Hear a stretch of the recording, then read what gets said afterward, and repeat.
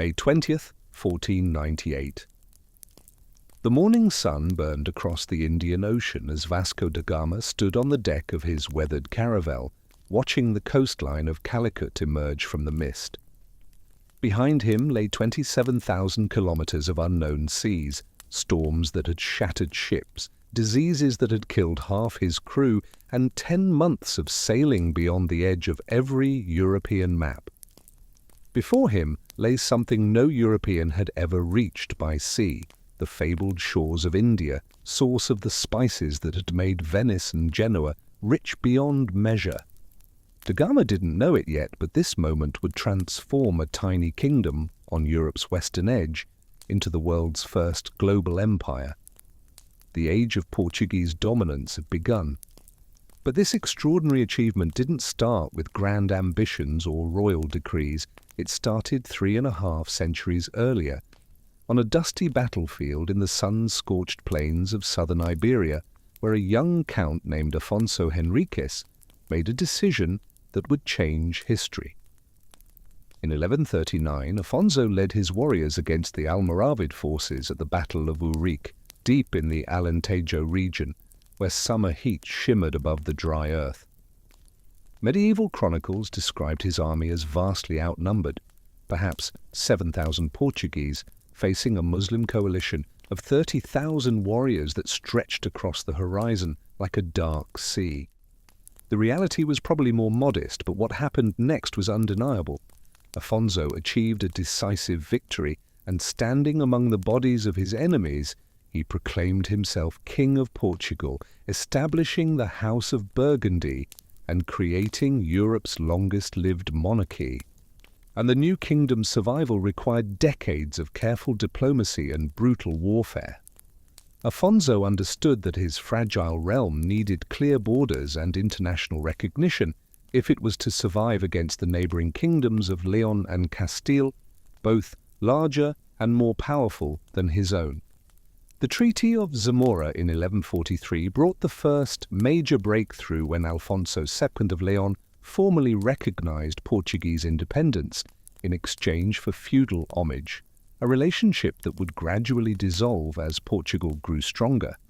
But the real legitimacy came in 1179 when Pope Alexander III issued the papal bull Manifestis Probatum, officially recognizing Afonso as king and Portugal as an independent realm under papal protection. Portugal was now a kingdom in the eyes of both God and man. What came next would be shaped by geography, culture, and an ocean that most Europeans feared. The Atlantic was about to become Portugal's highway to empire. Portugal's geographical configuration shaped its destiny in ways no medieval king could have predicted. The kingdom stretched along 800 kilometers of Atlantic coastline, every kilometer offering natural harbors, river estuaries, and fishing communities that had maintained connections with the sea since Roman times. The Tagus River carved a natural highway into the interior, its wide mouth at Lisbon providing one of Europe's finest natural harbors. The Douro in the north cut through mountainous terrain to reach the ocean at what would become Porto. These waterways didn't just facilitate internal trade, they connected Portuguese settlements to the broader Atlantic world in ways that landlocked kingdoms could never match. Portugal's narrow width meant that maritime influences penetrated deep into Portuguese society. You could stand anywhere in the kingdom and reach the coast in less than a day's journey. The constant sound of waves, the smell of salt air, the sight of ships departing and returning, these weren't distant phenomena for most Portuguese. They were daily realities that shaped how people thought about distance, opportunity, and possibility. Fishing communities along the coast had long ventured into Atlantic waters, developing sophisticated knowledge that would prove invaluable when systematic exploration began. The fishermen of Nazaré, Peniche, and Setúbal regularly sailed beyond sight of land, following schools of sardines and cod into the open ocean where most Europeans feared to go. Their vessels incorporated design elements that would later influence Portuguese shipbuilding in profound ways. Deep keels provided stability in rough Atlantic seas that could shatter Mediterranean galleys. Triangular lateen sails offered maneuverability that square-rigged northern ships couldn't match. Reinforced hulls withstood Atlantic storms that would splinter conventional vessels. These weren't theoretical innovations developed by scholars in universities. These were practical solutions developed by men whose lives depended on their effectiveness. Every fishing voyage into Atlantic waters added to a reservoir of accumulated knowledge about currents, weather patterns, and navigation techniques. This expertise passed from father to son through generations of coastal communities, created a maritime culture uniquely suited for oceanic exploration. But practical knowledge alone wouldn't launch an empire. Portugal needed motivation, organization, and a catalyst. That catalyst would arrive in the form of religious warfare, international alliances, and one city whose capture would open Portuguese eyes to possibilities beyond Europe. The Reconquista, the centuries-long Christian reconquest of Iberia from Muslim rule, shaped Portuguese military culture and ideology in ways that would profoundly influence overseas expansion. Unlike their Spanish neighbors who faced multiple Muslim kingdoms across vast territories, Portuguese forces confronted a more concentrated Muslim presence in the south, requiring sustained military campaigns to capture key strongholds. The siege of Lisbon in 1147 exemplified both the brutality and international character of these campaigns. King Afonso I successfully recruited northern European crusaders who were sailing to the Holy Land, convincing them to stop and help capture this strategic prize. These foreign warriors, English, Flemish, and German, brought advanced siege techniques that enhanced Portuguese capabilities dramatically. The siege lasted 4 grueling months. Portuguese forces and their Crusader allies deployed sophisticated siege engines, including trebuchets capable of hurling 90-kilogram stones and battering rams reinforced with iron. Muslim defenders fought with equal determination, utilizing Greek fire, a petroleum-based incendiary that burned even on water, and launching coordinated sorties to break the blockade. When the walls finally fell, the capture of Lisbon proved transformative. The city's strategic position at the mouth of the Tagus River provided Portugal with a major port and commercial center that would later serve as the launching point for global exploration. But more importantly, the siege taught Portuguese commanders how to conduct complex military operations while maintaining alliances with diverse European powers, skills that would prove essential during overseas expansion. The crusading ideology that emerged from these campaigns combined traditional Christian militarism with distinctly Portuguese elements. Portuguese military orders, particularly the Order of Christ, developed theological frameworks that justified warfare against non-Christians as sacred duty. This wasn't mere religious rhetoric, it was genuine belief that shaped how Portuguese warriors viewed their role in the world. The Order of Christ accumulated substantial wealth and political influence through grants of conquered lands and commercial privileges. By the 15th century, the order would provide crucial financial and organizational support for early exploration ventures, with Prince Henry the Navigator himself serving as the order's Grand Master. The combination of crusading ideology, maritime expertise, and accumulated capital was creating conditions remarkably favorable for something unprecedented. But one final element was needed: an international alliance that would provide both military support and commercial opportunities. That alliance was about to be forged with England, creating a partnership that would last over 6 centuries. Portugal's commercial relationships with Northern Europe began developing during the 12th and 13th centuries as Mediterranean trade routes brought Portuguese merchants into contact with their English and Flemish counterparts. Initially, the exchange focused on Portuguese agricultural products: wine from the Douro Valley, olive oil from the south, salt from coastal evaporation ponds, traded for manufactured goods and luxury items from northern Europe. English merchants established trading posts in Porto and Lisbon, importing Portuguese wine that proved popular in British markets, while providing textiles, metalwork, and spices obtained through their own Mediterranean connections. These commercial relationships exposed Portuguese traders to international business practices, maritime insurance concepts, and advanced accounting methods that would later facilitate overseas ventures. But commerce alone doesn't explain the extraordinary partnership that would develop between these two kingdoms. The Anglo-Portuguese alliance, formalized through the Treaty of Windsor in 1386, emerged from mutual strategic needs that transcended simple commercial interests. Portugal feared Castilian expansion. Their larger Spanish neighbor had absorbed Leon and was eyeing Portuguese territories with obvious ambition. England, locked in the 100 Years' War with France, desperately needed reliable continental allies who could threaten French interests. The treaty's provisions included mutual military assistance, commercial privileges, and marriage alliances that bound the two kingdoms together. It remains the world's oldest diplomatic alliance still in force today, a remarkable testament to how strategic interests can create enduring partnerships. The practical benefits became immediately apparent. English military advisors brought expertise in longbow tactics and siege warfare that enhanced Portuguese military capabilities. English merchants gained privileged access to Portuguese markets and later to Portuguese colonial trade networks. Portuguese nobles acquired exposure to English naval techniques and Atlantic navigation methods that would prove invaluable as maritime ambitions expanded. Perhaps most importantly, the alliance provided Portugal with a powerful protector whose naval supremacy could deter Spanish aggression. This security enabled Portuguese monarchs to pursue risky overseas ventures without constantly watching their backs for Castilian invasions. The foundation was set: maritime expertise, crusading ideology, international alliances, and accumulated capital. All the prerequisites for systematic exploration were falling into place. But these elements needed a catalyst, a leader who could transform potential into achievement.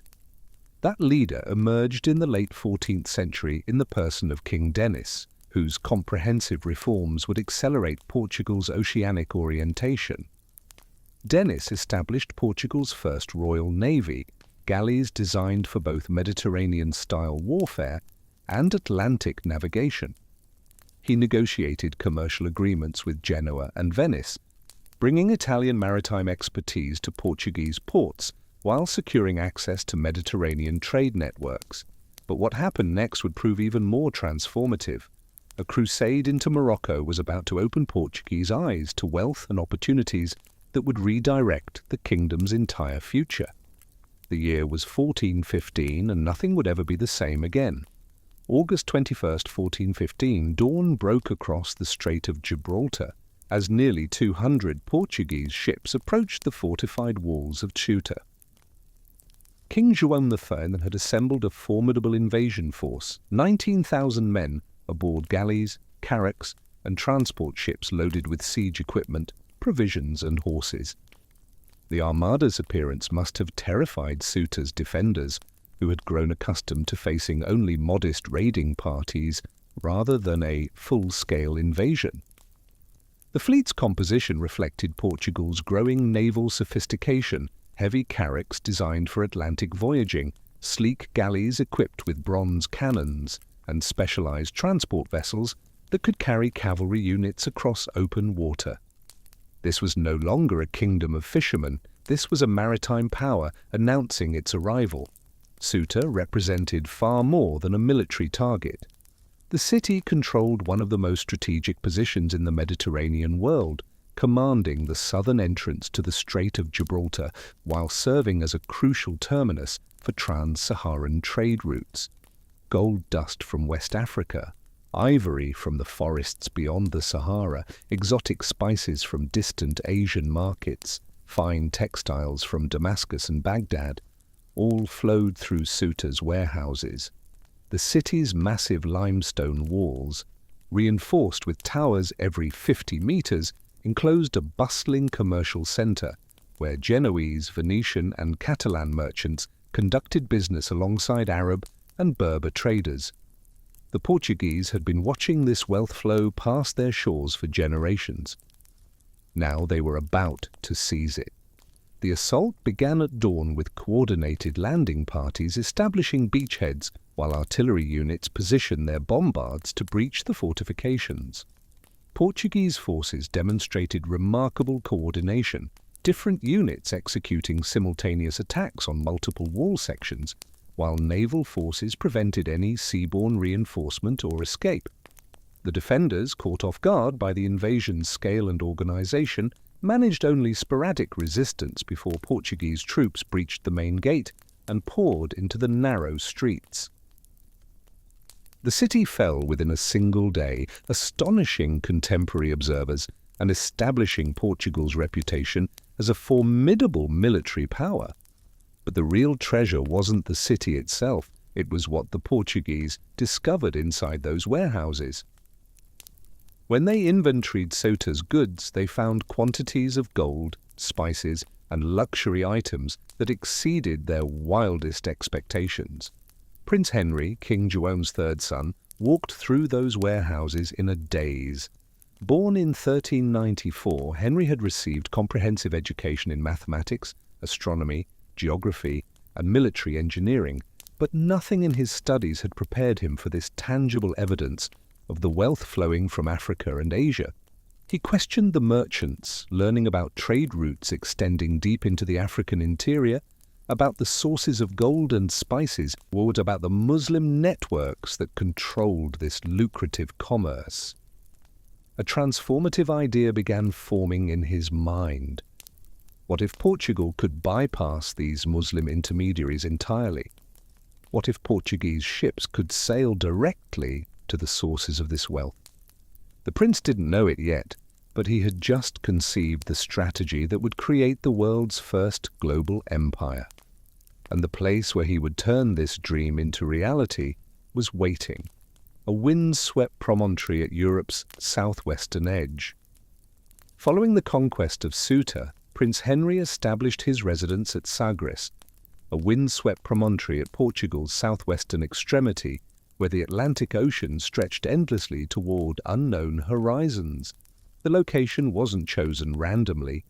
Sagres provided an ideal base for organizing maritime expeditions while remaining sufficiently isolated to maintain secrecy regarding Portuguese navigational discoveries.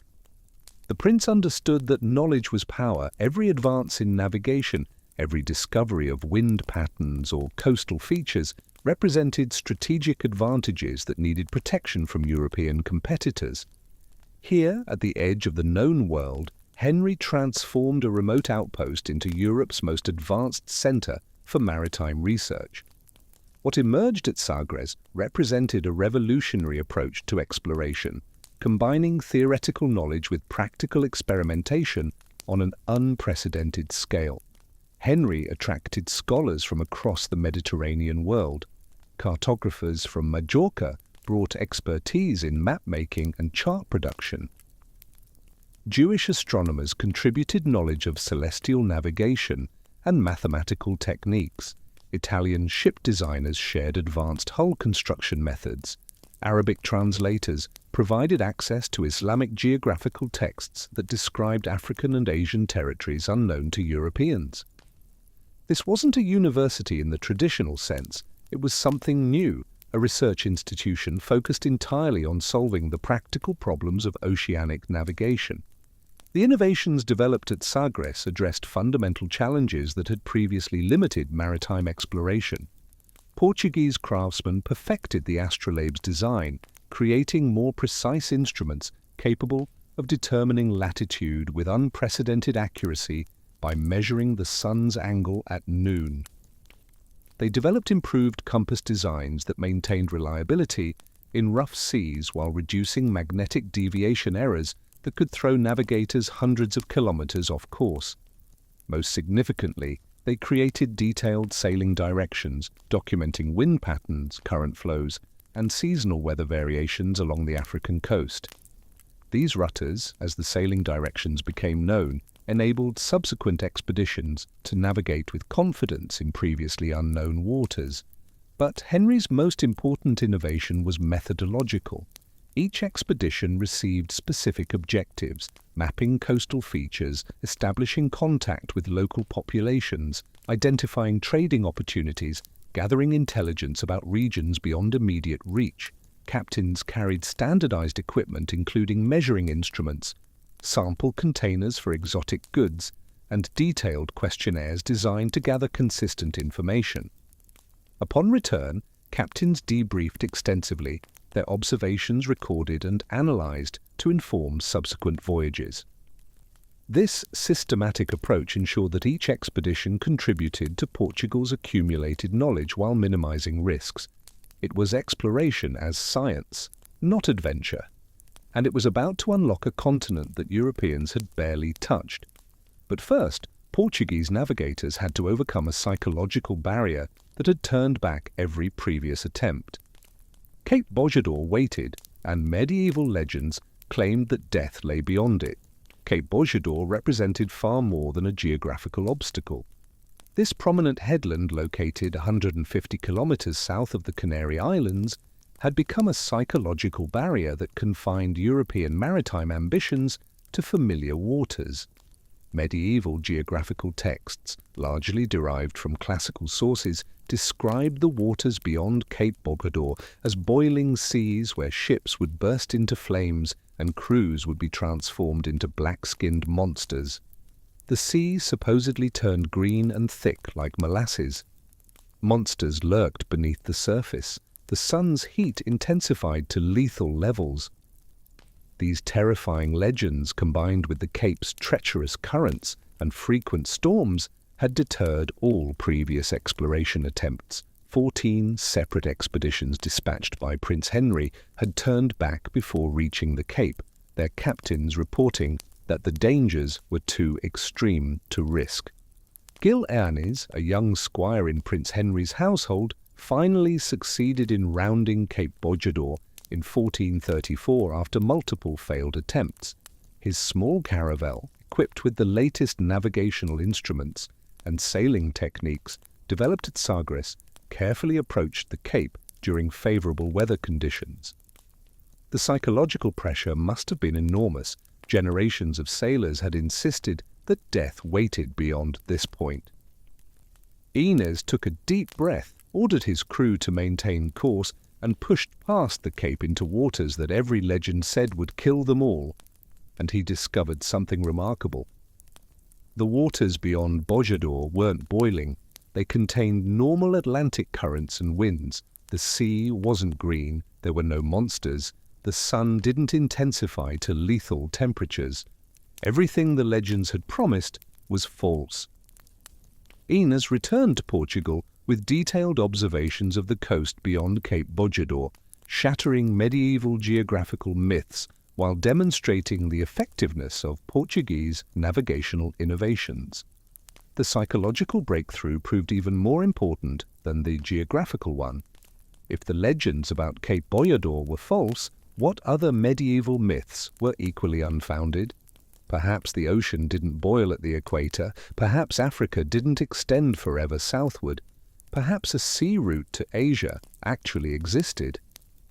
Portuguese captains, emboldened by Earnes's success, began pushing steadily southward along the African coast, each voyage extending Portugal's geographical knowledge while opening new possibilities for commerce and expansion. The expeditions that followed Cape Bojador's conquest revealed a continent far more complex than Europeans had imagined. Portuguese navigators discovered sophisticated African communities engaged in trans-Saharan commerce, metalworking, and agricultural production that challenged European assumptions about African civilization.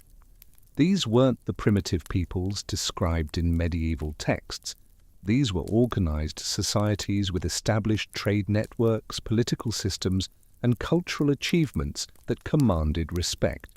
The Portuguese were about to enter into commercial relationships with these African societies, relationships that would generate enormous wealth while laying the foundation for horrors that would scar the Atlantic world for centuries.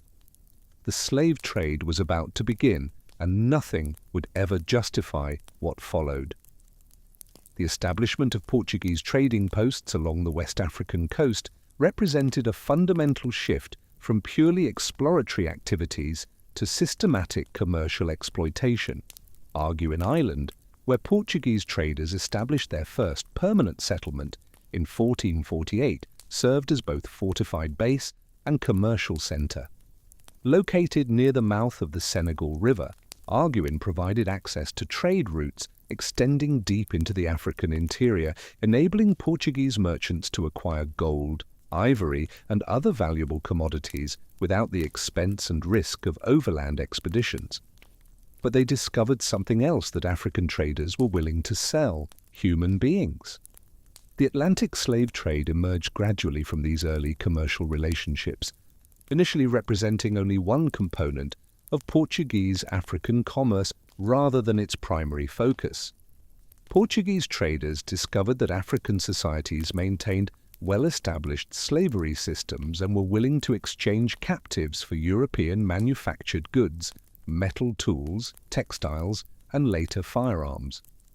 The first recorded shipment of African slaves to Portugal occurred in 1444, when Captain Anto Gonçalves returned with 10 captives intended for domestic service in Portuguese households.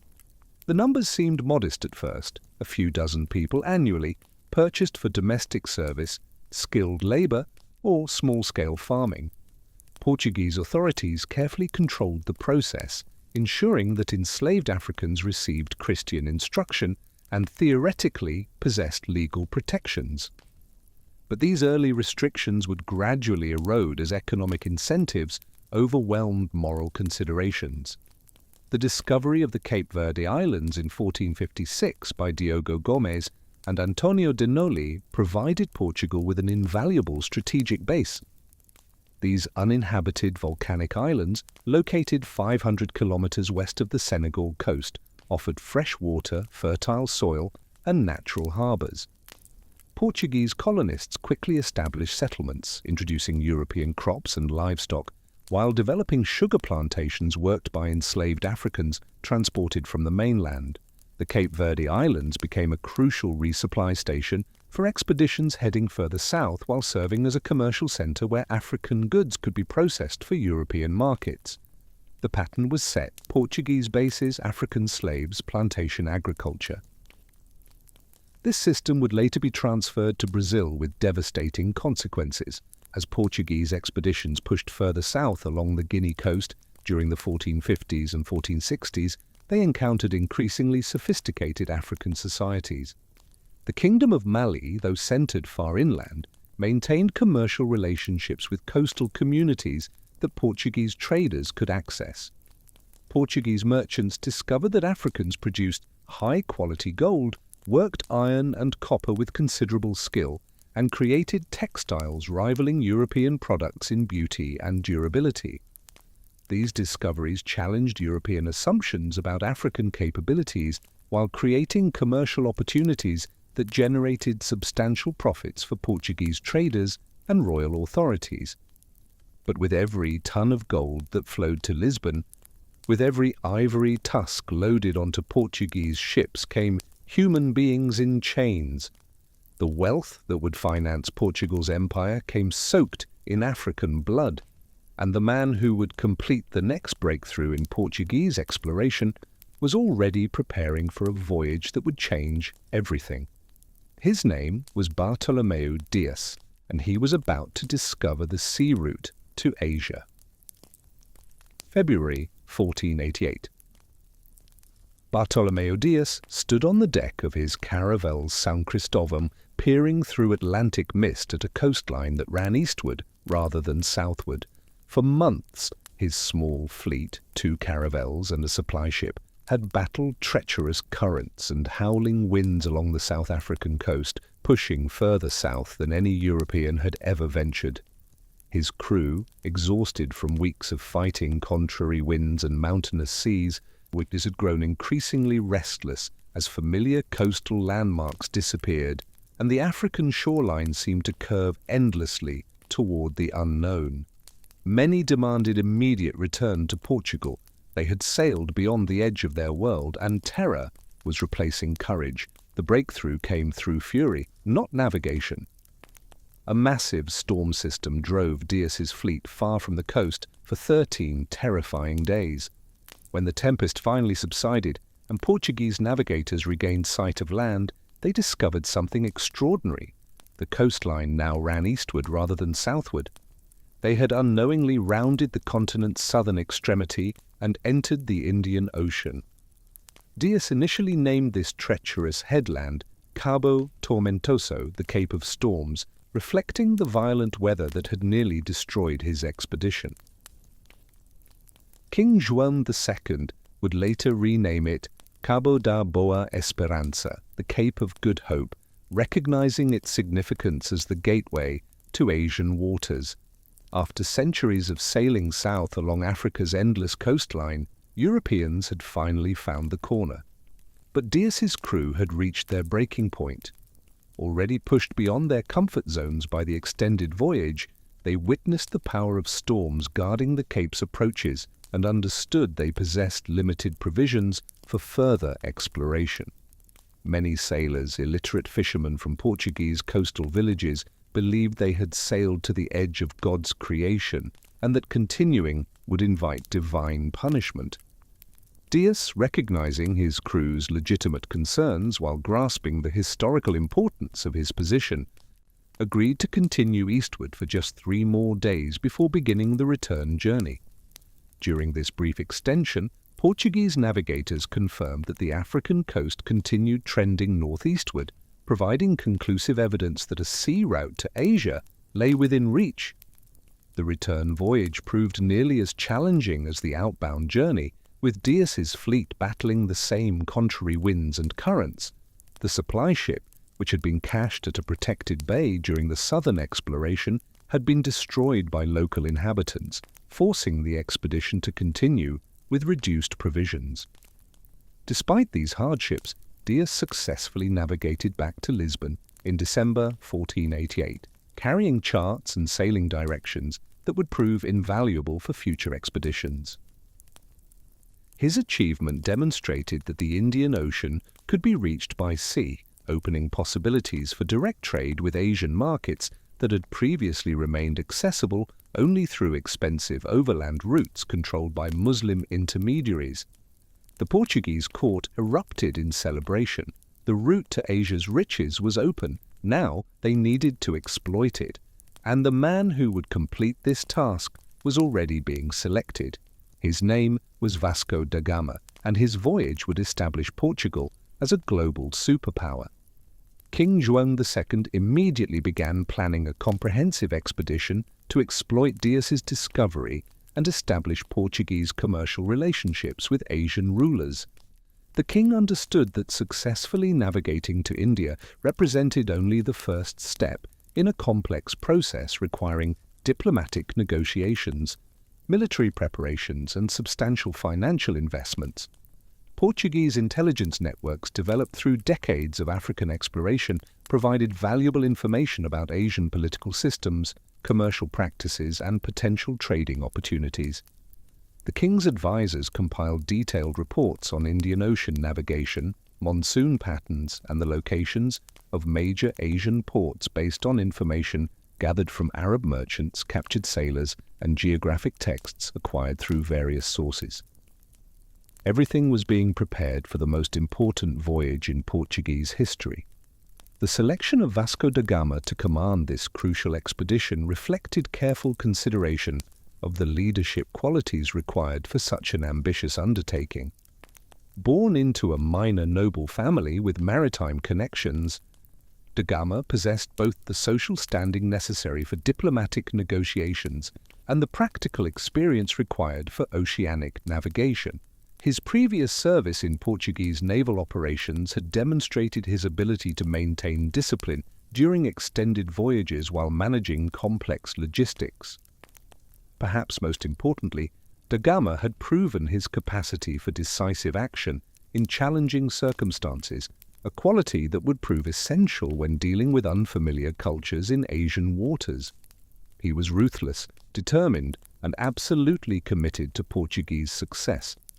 These qualities would serve him well and cost many lives. The fleet assembled for da Gama's voyage represented the culmination of Portuguese maritime technology developed over nearly a century of systematic exploration. The expedition comprised 4 vessels, 2 large carracks, a smaller caravel, and a supply ship loaded with provisions for an extended voyage. The carracks, measuring approximately 27 meters in length and displacing over 100 tons each, incorporated the latest developments in Portuguese shipbuilding, including reinforced hulls designed for oceanic voyaging, improved rigging systems for efficiency in variable wind conditions, and enlarged cargo holds for storing trade goods and supplies. Each vessel carried bronze cannons capable of defending against hostile forces while demonstrating Portuguese military capabilities to potential trading partners. The expedition departed Lisbon on July 8, 1497, marking the beginning of a voyage that would fundamentally alter the balance of global commerce. Da Gama's fleet carried approximately 170 men, including experienced navigators familiar with African coastal waters, interpreters capable of communicating in Arabic and various African languages, soldiers equipped with the latest firearms and artillery, and craftsmen skilled in ship repair and maintenance. The vessel's holds contained carefully selected trade goods designed to appeal to Asian markets, European textiles, metalware, glassware, and coral, along with substantial quantities of silver for purchasing spices and other valuable commodities. They were ready. The ships were provisioned, the crews were trained, the route was charted, but nothing could prepare them for what they would encounter in the Indian Ocean, a sophisticated commercial world that had been functioning for centuries without any European participation whatsoever. The Portuguese were about to learn that being first doesn't guarantee being welcome. The outbound voyage followed the established Portuguese route along the West African coast, with planned stops at Cape Verde Islands and other Portuguese bases for resupply and maintenance. Da Gama's navigational strategy incorporated lessons learned from Dias's earlier voyage, particularly regarding optimal timing for rounding the Cape of Good Hope. The fleet's passage around the Cape in November 1497 proceeded more smoothly than Dias's earlier experience, benefiting from improved weather conditions and better understanding of local wind patterns. But the real challenge began once they entered the Indian Ocean, a vast maritime world with its own established trade networks, navigation systems, and commercial practices that had evolved over millennia without any European involvement. The first major challenge involved navigating unfamiliar waters without reliable charts or established landmarks. Portuguese navigators relied heavily on astronomical observations and dead reckoning techniques to maintain their course toward the Indian subcontinent. The expedition reached the East African coast near present-day Mozambique in March 1498, providing access to established Indian Ocean trade networks. But the reception wasn't friendly. Local Arab traders viewed these unknown Europeans with deep suspicion, recognizing potential competitors for commercial relationships they had cultivated for generations. Initial encounters involved tense negotiations where Portuguese attempts at communication often failed due to language barriers and cultural misunderstandings. The Portuguese arrival at Malindi, a prosperous Swahili city on the East African coast, provided da Gama with crucial assistance.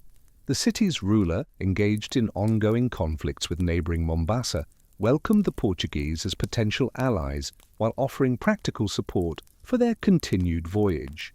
Most crucially, Malindi's harbour master arranged for Ahmad ibn Majid, one of the most skilled navigators in the Indian Ocean, to guide the Portuguese fleet across the final 3,800-kilometre stretch to the Indian coast.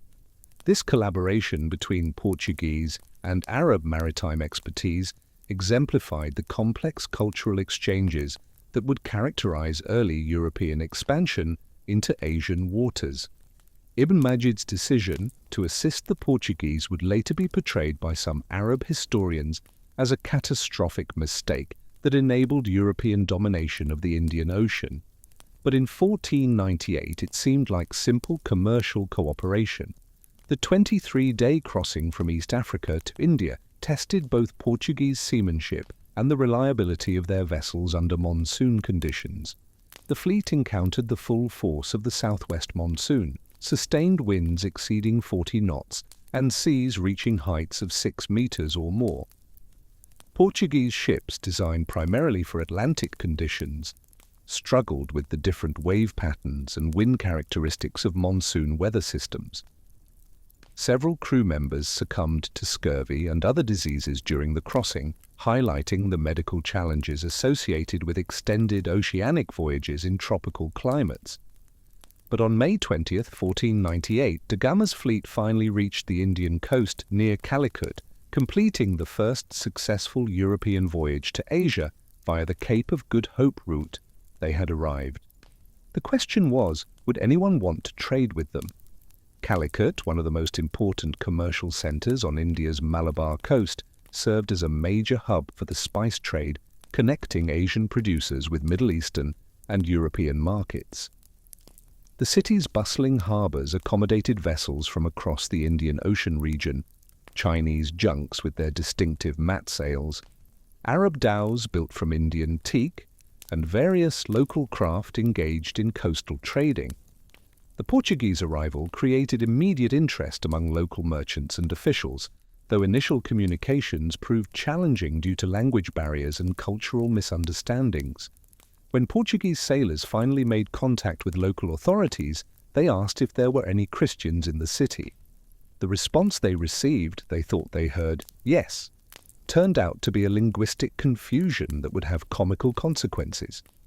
They were shown to a Hindu temple and spent considerable time convinced they were seeing a very strange form of Christianity.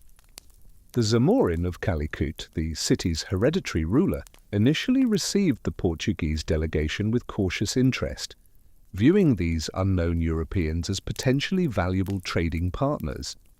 But the gifts presented by da Gama, European textiles, metalware, and other manufactured goods, failed to impress Indian merchants accustomed to dealing with luxury items from across Asia. Portuguese trade goods, while representing significant value in European markets, appeared crude and inferior compared to the sophisticated products available in established Asian commercial networks. One Indian merchant reportedly laughed at the Portuguese offerings, saying even the poorest Indian trader wouldn't accept such items. The cultural disconnect was profound and humiliating. The Portuguese had sailed 27,000 kilometers to offer goods that Asian merchants considered worthless trinkets. Commercial negotiations in Calicut revealed fundamental differences between European and Asian trading systems that would complicate Portuguese expansion efforts throughout the Indian Ocean region. Indian merchants operated within established networks based on personal relationships, credit arrangements, and detailed knowledge of seasonal market fluctuations. Portuguese traders, accustomed to more direct commercial transactions, struggled to understand the complex social and economic protocols governing Indian Ocean commerce. Additionally, the Portuguese lacked the high-quality trade goods necessary to compete effectively with established Asian merchants who offered superior textiles, precious stones, and luxury items. Arab merchants, who had dominated Indian Ocean trade for centuries, watched these Portuguese newcomers with barely concealed amusement. These Europeans had nothing Asia wanted. Despite these initial commercial disappointments, da Gama's expedition succeeded in establishing direct contact between Portugal and Asian markets while gathering invaluable intelligence about Indian Ocean trade networks, political systems, and navigational conditions. The Portuguese learned about the seasonal monsoon patterns that governed maritime commerce throughout the region. The southwest monsoon from April to September that carried ships from Africa to India, and the northeast monsoon from October to March that enabled return voyages. They documented the locations of major ports and commercial centers, the types of goods most valued in different markets, and the political relationships between various Asian rulers. This information would prove crucial for subsequent Portuguese expeditions, but the return voyage would extract a terrible price, and what da Gama would do on his second voyage to India would reveal the dark side of Portuguese expansion. The return voyage beginning in August 1498 proved even more challenging than the outbound journey due to adverse monsoon conditions and the deteriorating health of crew members weakened by tropical diseases. Da Gama's fleet encountered contrary winds and rough seas during the crossing from India to East Africa, requiring nearly 4 months to complete a journey that had taken only 23 days in the opposite direction. The extended voyage in deteriorating conditions proved catastrophic for the crew. Scurvy, that terrible disease caused by vitamin C deficiency, began killing men at an alarming rate. Their gums swelled and blackened, their teeth fell out, old wounds reopened, and they died in agony. By the time the fleet reached East Africa, sailors were dying daily. The expedition lost approximately half its original crew to disease, accidents, and the various hardships encountered during the 2-year voyage. When Da Gama's remaining ships finally limped into Lisbon harbour in July 1499, the human cost was staggering, but so was the achievement. News of the successful voyage to Asia spread rapidly through diplomatic and commercial networks throughout Europe. Da Gama's achievement demonstrated the practical feasibility of the Cape route while providing detailed information about Asian markets and trading opportunities. The spices, precious stones, and other Asian goods carried by the expedition, though modest in quantity, proved that direct maritime trade with Asia could generate substantial profits for Portuguese merchants willing to accept the risks and expenses associated with oceanic voyaging. The pepper alone, even after accounting for the costs of ships, crews, provisions, and losses, generated profits exceeding 600%. The economics were undeniable. Portugal had found its path to wealth. The strategic implications of Da Gama's successful voyage extended far beyond immediate commercial considerations, fundamentally altering the balance of power in European-Asian relations. Portugal now possessed the capability to bypass traditional overland trade routes controlled by Muslim powers, potentially undermining centuries-old commercial arrangements that had enriched Venice, Genoa, and various Middle Eastern intermediaries. The Venetian Senate reportedly went into emergency session upon hearing the news, recognizing immediately that Portuguese sea routes could destroy Venice's role as Europe's gateway to Asian trade. The Portuguese crown immediately began planning follow-up expeditions designed to establish permanent commercial relationships with Asian rulers while exploring additional trading opportunities throughout the Indian Ocean region. The second major Portuguese expedition to Asian waters, commanded by Pedro Álvares Cabral in 1500, reflected lessons learned from Da Gama's earlier voyage while incorporating expanded objectives that would significantly broaden Portuguese overseas territories. Cabral's fleet comprised 13 vessels carrying over 1,200 men, including soldiers, merchants, craftsmen, and missionaries intended to establish permanent Portuguese bases in Asia.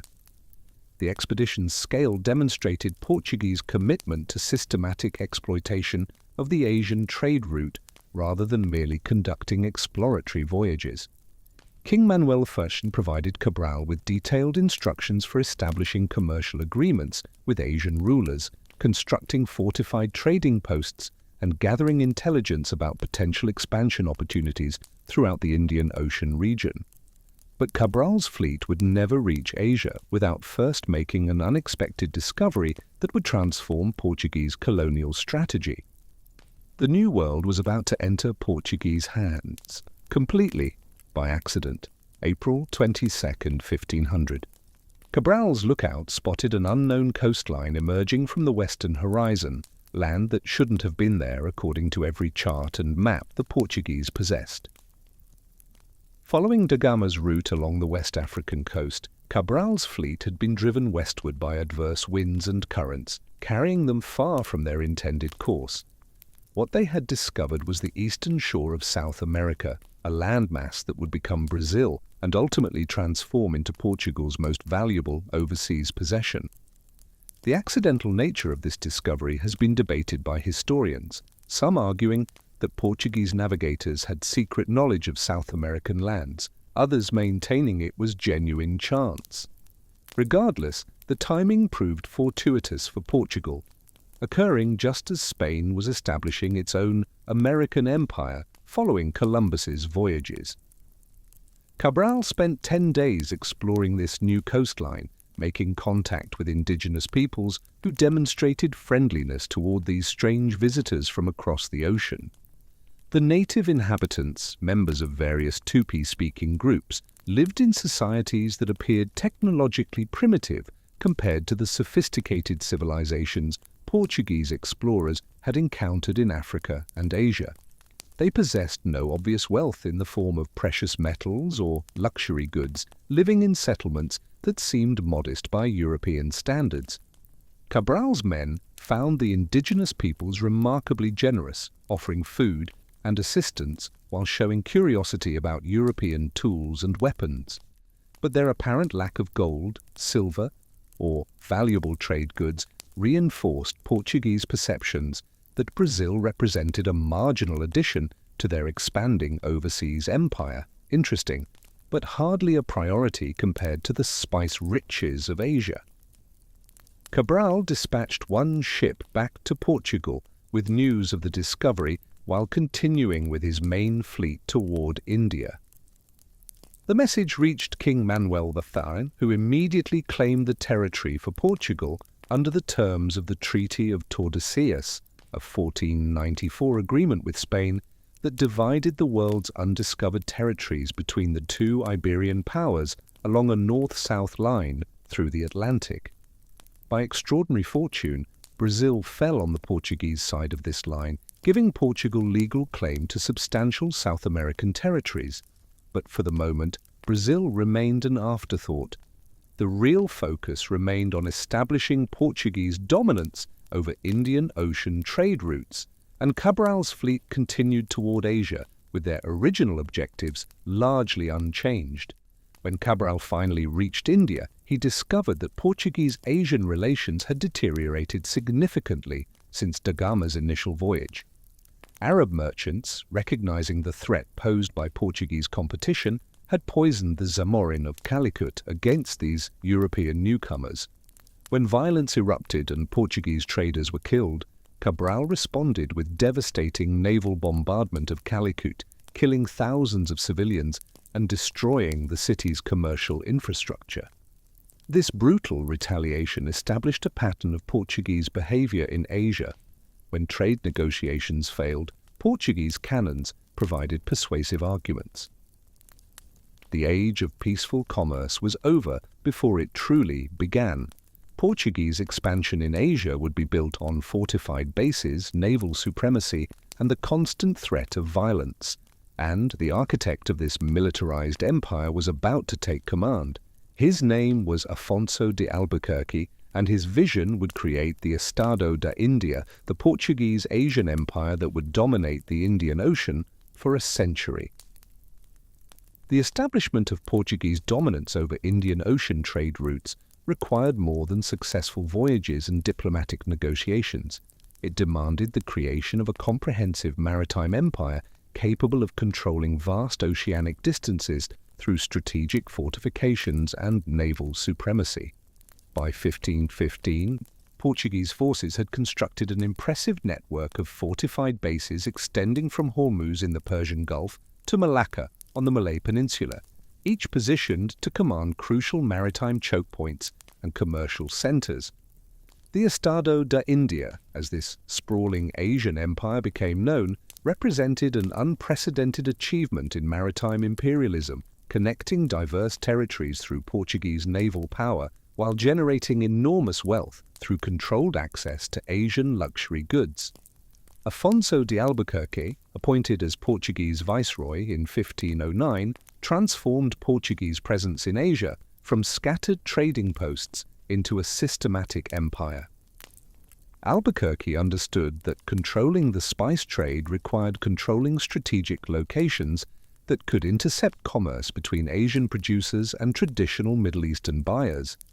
His strategy focused on capturing existing commercial centers rather than establishing entirely new settlements, a practical approach that recognized Portuguese manpower limitations while exploiting the infrastructure and commercial networks that already existed. Hormuz controlled access to the Persian Gulf. Goa dominated India's western coast. Malacca commanded the straits between the Indian Ocean and the South China Sea. These three fortresses became the strategic anchors of Portuguese Asian power. The conquest of Goa in 1510 provided Albuquerque with his crown jewel. Located on a strategically positioned island along India's western coast, Goa offered an ideal base for Portuguese operations throughout the Indian Ocean region.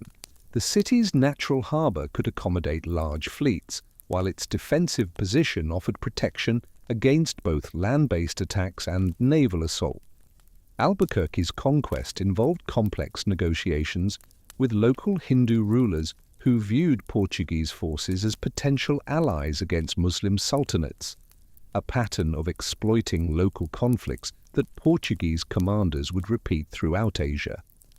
The fortress that emerged featured massive stone walls incorporating both European military engineering and local architectural techniques, creating defensive systems capable of withstanding prolonged sieges. The Portuguese strategy for controlling Indian Ocean commerce relied heavily on the capture of existing commercial centers.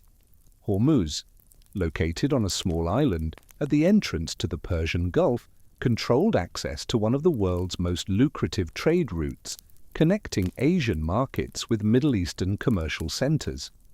Portuguese engineers constructed a massive fortress incorporating the latest developments in artillery-resistant design, angled bastions, reinforced walls, and carefully positioned gun emplacements capable of commanding the surrounding waters. The fortress design reflected lessons learned from European siege warfare, while adapting to local climatic conditions and available construction materials. Portuguese craftsmen utilized locally quarried stone and coral, combined with imported iron and bronze, to create defensive systems that could withstand both conventional sieges and naval bombardments. But these fortresses represented more than military installations. They were symbols of Portuguese power projecting European dominance into Asian waters, and the Asian powers were watching with growing alarm. The capture of Malacca in 1511 completed Albuquerque's strategic triangle, giving Portugal control over the crucial straits connecting the Indian Ocean with the South China Sea and access to the Spice Islands, the Moluccas, where nutmeg, mace, and cloves grew exclusively. Malacca had been one of Asia's greatest commercial centers, a cosmopolitan port where merchants from China, India, Arabia, and Southeast Asia conducted business in a dozen languages. Its capture required Portuguese forces to overcome determined resistance from the Malaccan Sultanate, which recognized that Portuguese control would disrupt centuries-old commercial patterns. The siege involved sophisticated military operations combining naval bombardment with land-based assaults that demonstrated Portuguese capabilities for conducting complex campaigns in tropical Asian environments. Portuguese possession of Malacca provided access to the spice-producing regions that had been the ultimate objective of European exploration since the 15th century. The Banda Islands produced nutmeg and mace with aromatic properties unmatched anywhere else in the world. Ternate and Tidore produced cloves that commanded extraordinary prices in European markets. Portuguese merchants established direct relationships with spice producers, bypassing the multiple layers of intermediaries who had previously controlled this trade and extracted profits at each stage. The economic impact proved transformative. Spices that had been luxury items affordable only for Europe's wealthiest consumers became more accessible as Portuguese competition drove down prices while expanding supply. But Portuguese control was never complete or uncontested. The vastness of the Indian Ocean, the limited number of Portuguese ships and soldiers, and the sophisticated resistance of Asian powers meant that Portuguese dominance remained fragile and contested throughout the 16th century. The Ottoman Empire, which controlled traditional overland routes between Asia and Europe, recognized Portuguese sea routes as existential threats to their commercial revenues and strategic position. Ottoman fleets operating from Red Sea bases launched systematic campaigns against Portuguese fortresses, besieging key positions and supporting anti-Portuguese alliances with regional powers. These Ottoman-Portuguese conflicts created a global dimension to the struggle between Islamic and Christian powers.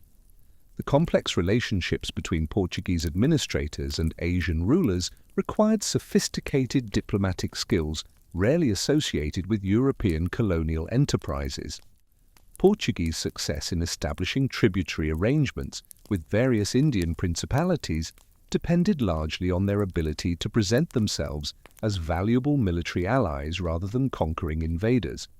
The Portuguese offered advanced firearms, artillery, and military expertise to local rulers engaged in conflicts with neighboring powers, creating mutually beneficial relationships.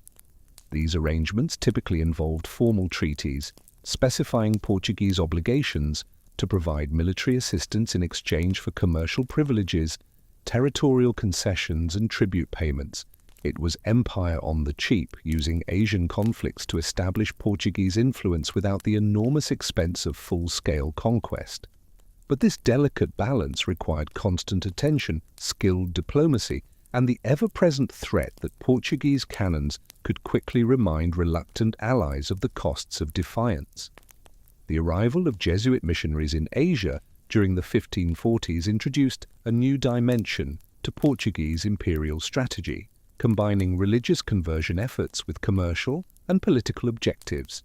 Francis Xavier, arriving in Goa in 1542, brought systematic approaches to missionary work that emphasized learning local languages, adapting Christian teachings to local cultural contexts, and establishing educational institutions capable of training indigenous clergy.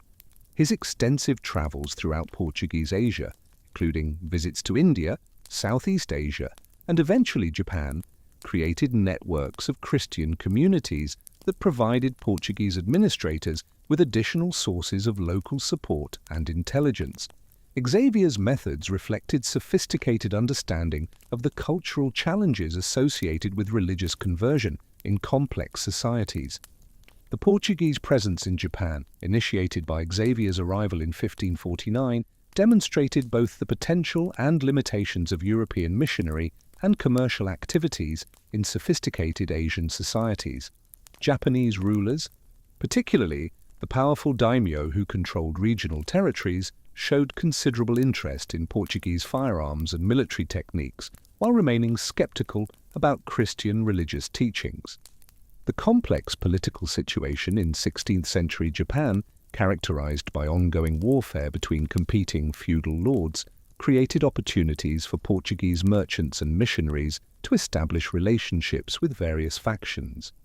Portuguese firearms, particularly the arquebus, proved highly valued by Japanese military leaders who quickly recognized their tactical advantages. Japanese craftsmen reverse-engineered Portuguese weapons with remarkable speed, producing superior Japanese versions within decades. The casado system emerged as a crucial mechanism for addressing the chronic manpower shortages that plagued Portuguese operations throughout Asia.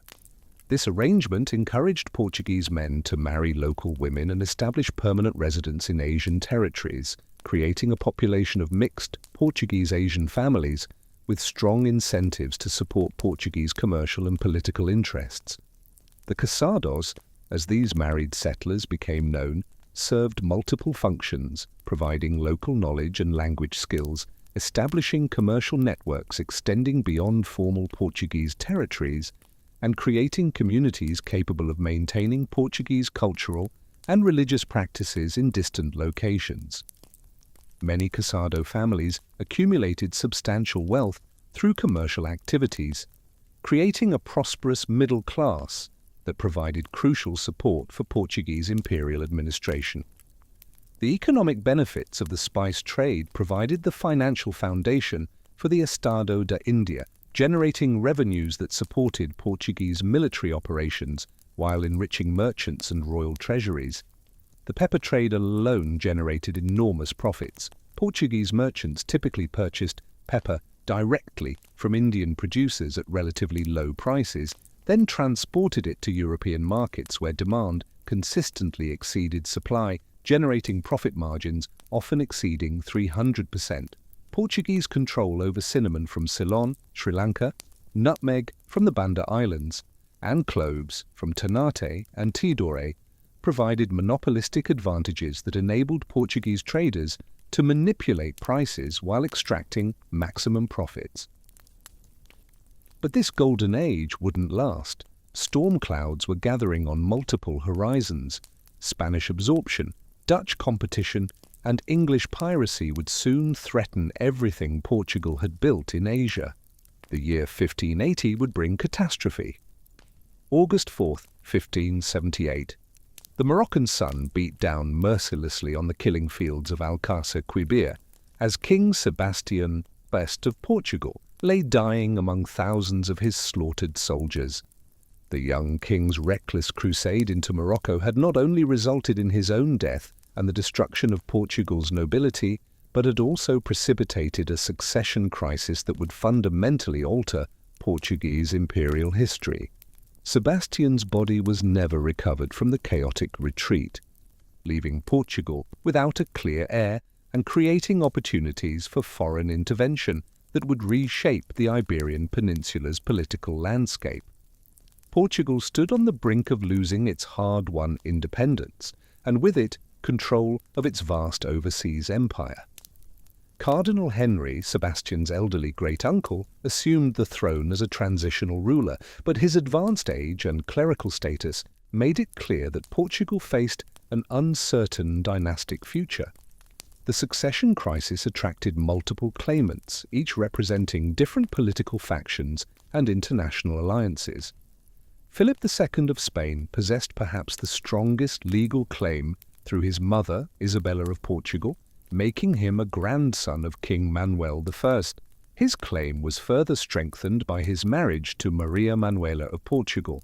However, Philip's Spanish identity and his reputation as an absolutist ruler generated significant opposition among Portuguese nobles and merchants who feared that Spanish control would undermine Portugal's independence and commercial privileges. The Portuguese people wanted a Portuguese king, not absorption into the Spanish Empire.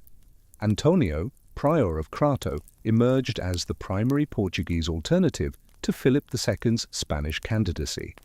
Though illegitimate, Antonio was the grandson of King Manuel I and had gained considerable support among Portuguese urban populations and lower nobility, who viewed him as a defender of Portuguese independence.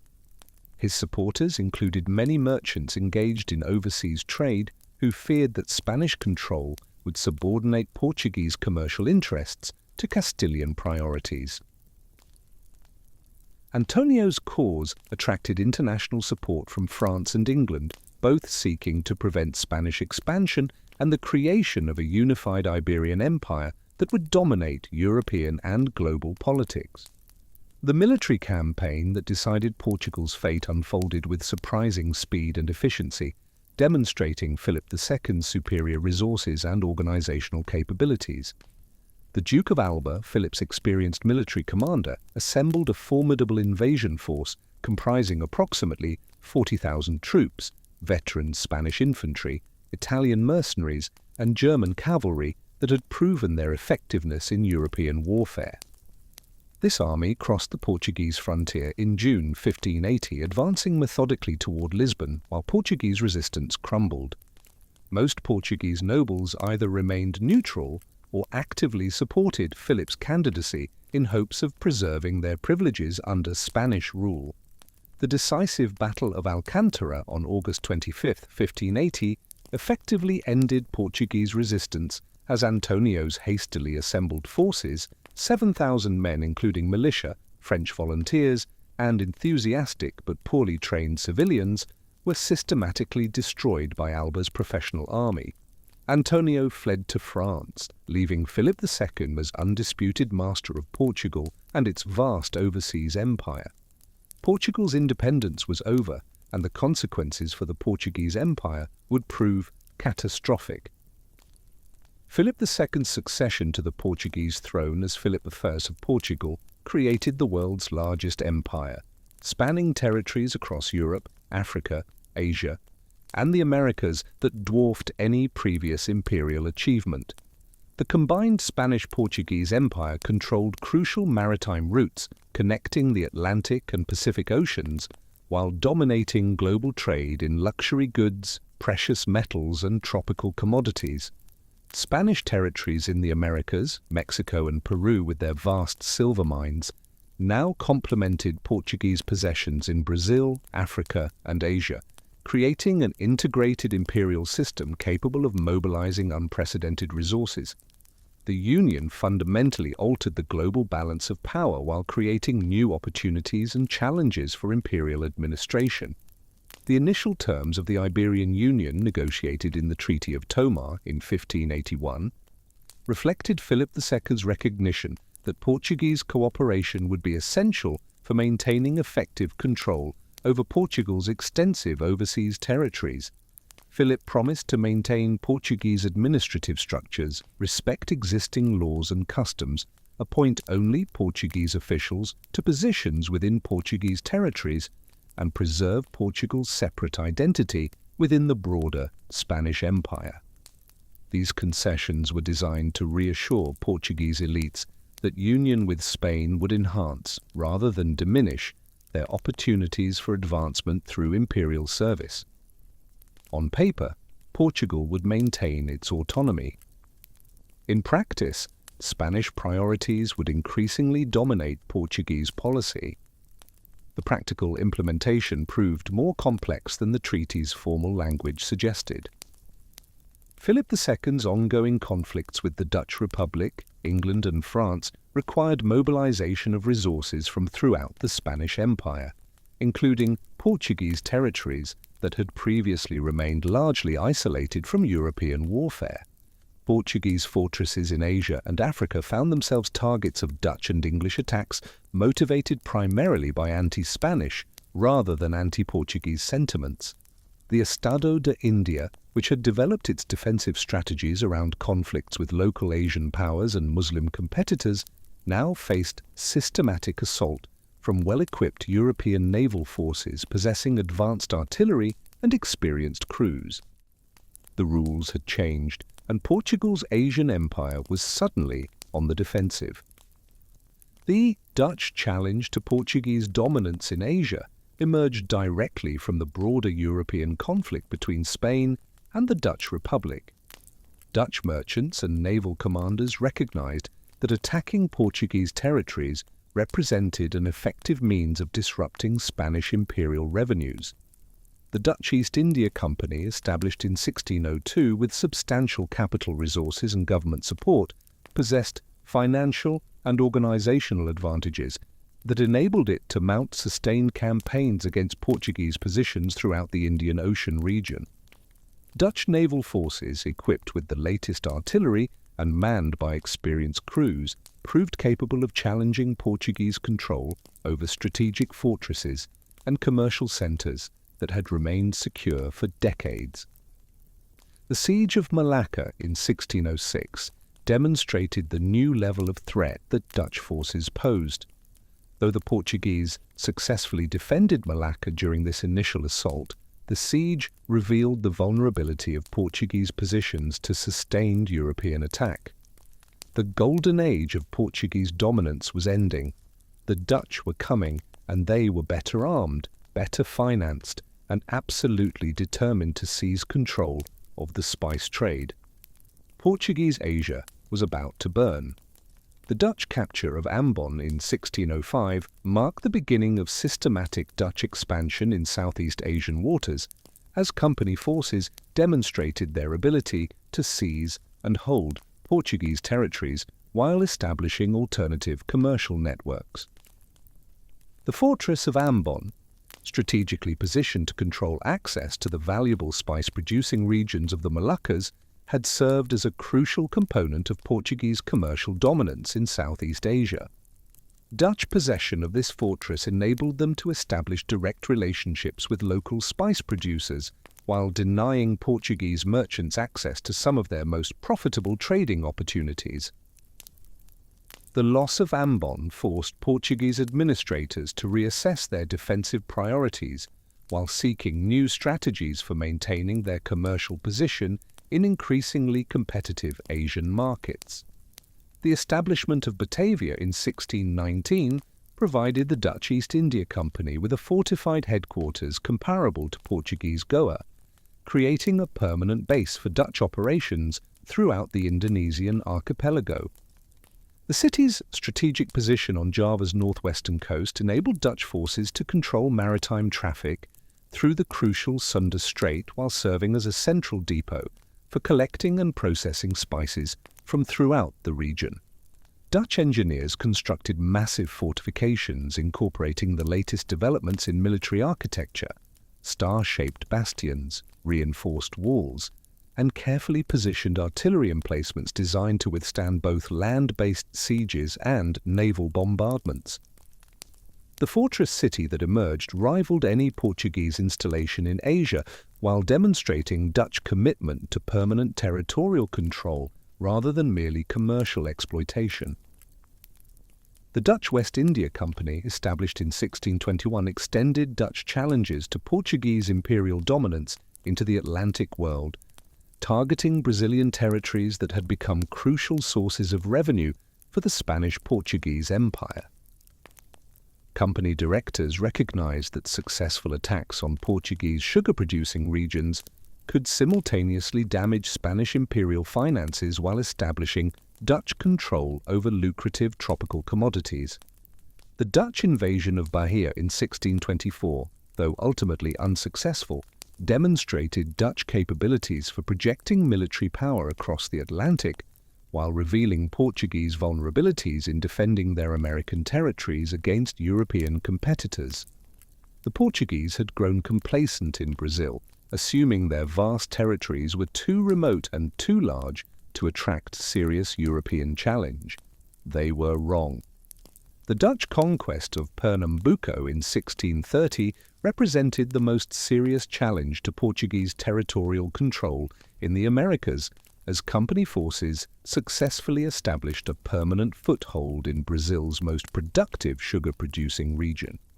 The Dutch invasion force, approximately 7,000 soldiers transported by a fleet of 67 vessels, overwhelmed Portuguese defences that had been designed primarily for protection against indigenous attacks rather than European military operations.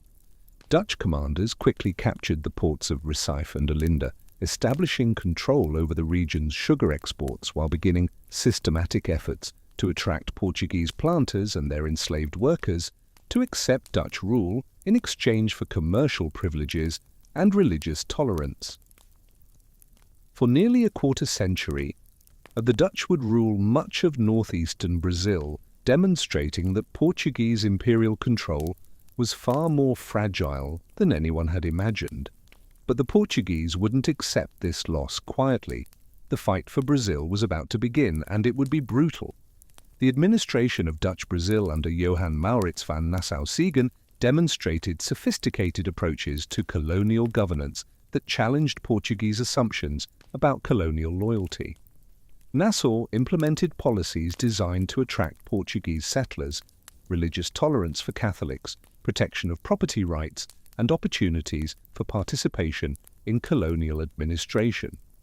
These policies proved partially successful in securing cooperation from Portuguese planters who prioritized economic stability over political allegiance. For many colonists, and it didn't matter whether the flag flying over Recife was Portuguese or Dutch, as long as sugar continued flowing to European markets and profits continued accumulating. But this pragmatic accommodation wouldn't survive Dutch economic pressures and religious tensions.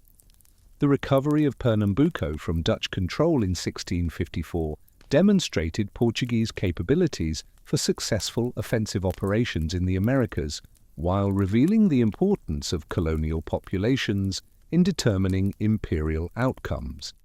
The Portuguese reconquest succeeded primarily because Brazilian colonists, despite initially accepting Dutch rule, gradually developed grievances against Dutch commercial policies and religious restrictions that made them receptive to Portuguese appeals for support.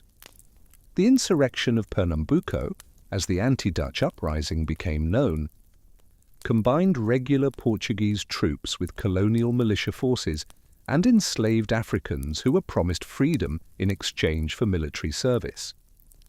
This diverse coalition proved capable of conducting effective guerrilla warfare against Dutch garrisons.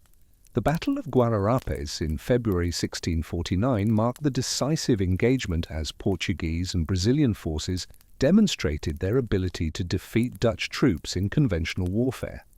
The Portuguese army, comprising approximately 2,200 men including regular soldiers, colonial militia, indigenous allies and freed slaves, faced a Dutch force of similar size.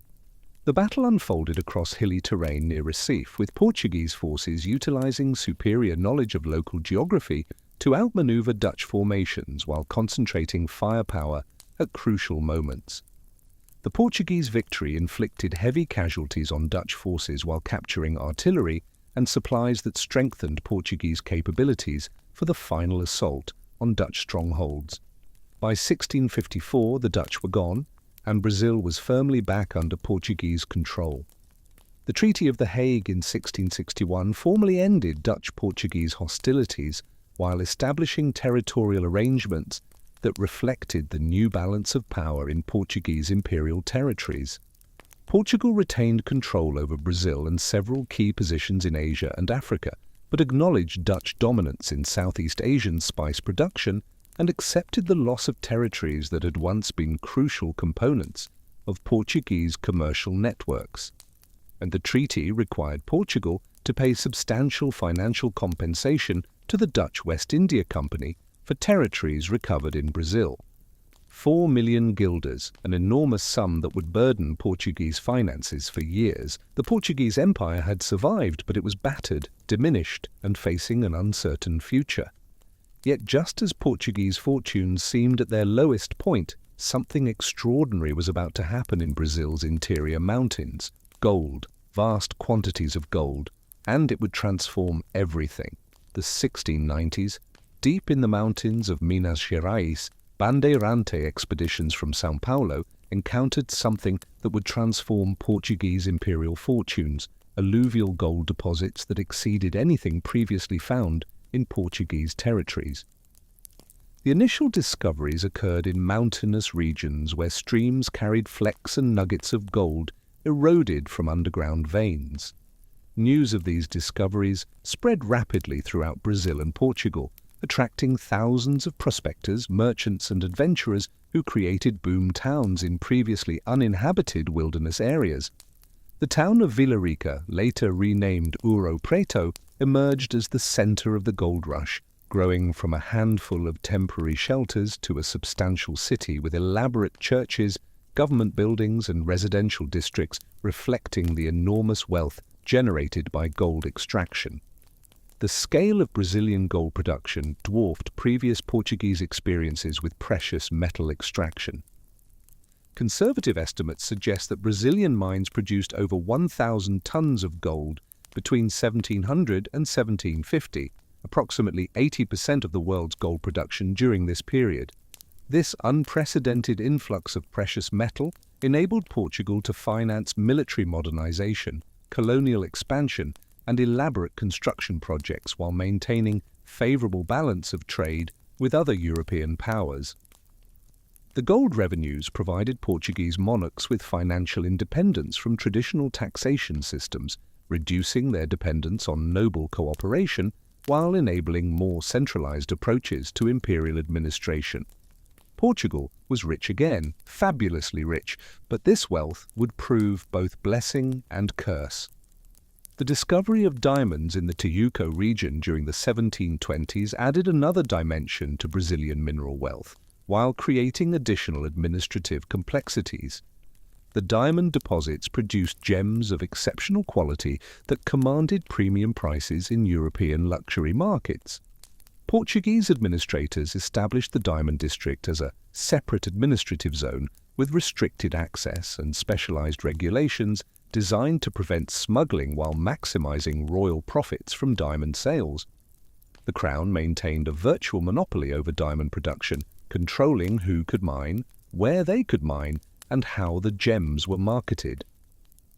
This system generated enormous revenues but required extensive bureaucratic apparatus and military enforcement that proved costly and often ineffective against determined smugglers. The social and demographic consequences of the Brazilian mining boom created fundamental changes in colonial society. The gold and diamond discoveries attracted massive internal migration as colonists from coastal sugar regions abandoned their established communities in pursuit of mining opportunities. This population movement disrupted traditional economic relationships while creating labor shortages in established agricultural regions. The mining regions also attracted unprecedented numbers of Portuguese immigrants, skilled craftsmen, merchants, and professionals who created urban communities with sophisticated cultural and economic institutions.